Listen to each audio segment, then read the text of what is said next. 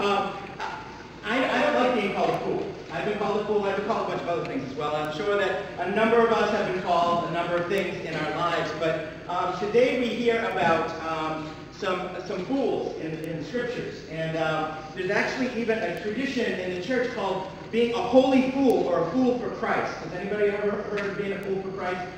In Paul's first letter to the Corinthians, he mentions that we should all be fools for Christ.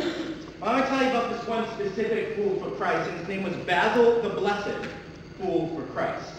And he lived in the 1500s, and he lived in Moscow. And he was an apprentice shoemaker, and then he started to live this very eccentric life. He would shoplift, and he would give all the proceeds to the poor. He would run around naked except in chains, and he even rebuked Ivan the Terrible, who was the Tsar at the time, for one, not paying enough attention in church, and also for violence against all the innocent.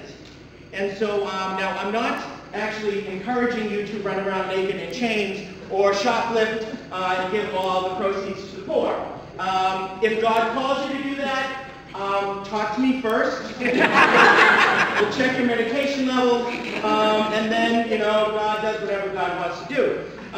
And so, in fact, he was such a fool, such an irritant, such a, I don't know, maybe some people called him crazy, but he was blessed by the holy people at the time, and they could see in his erratic behavior that somehow God was alive in him, and he was breaking down walls so that the good news of God could come through. And even, Ivan the Terrible, get it, Ivan the Terrible. He used to slaughter everybody, and somehow this little holy fool got him to pay attention in church. In fact, you know that in Moscow you see that cathedral with all the beautiful colored domes? That's named after him. Basil, the fool for Christ. Maybe that's why it has all those weird spires and all the different colors. I don't know. It's kind of psychedelic. But God can call us into a place of foolishness or to be a holy fool. And the definition of a holy fool is one who acts intentionally foolish in the eyes of humans. But their behavior is not through feeble-mindedness, but it is deliberate.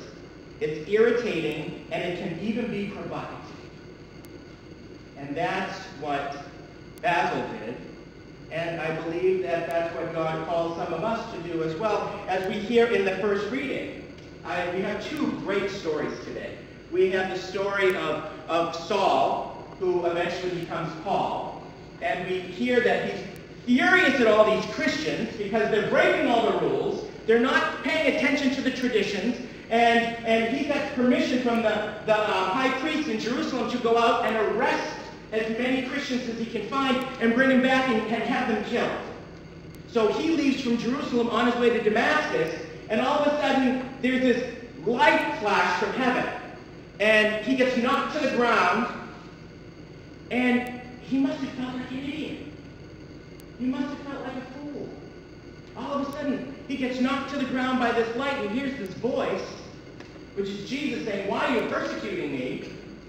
And he's probably looking around going, is this, the equivalent would be, am I on TV? Is this candid camera? Well, what's going on?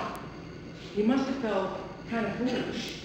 And in that moment, he was also blinded. And so I'm going to round up all these bad Christians, and I'm going to kill them, and I'm going to do this, and I'm going to do that. He needed to be led by the hand, to go to Damascus. Now, I don't know about you, but the folks that I know that have big egos, and I have a feeling that Saul had a pretty big ego, to be blinded in an instant, and then have him to be walked by hand like a child to Damascus. He must have felt pretty foolish.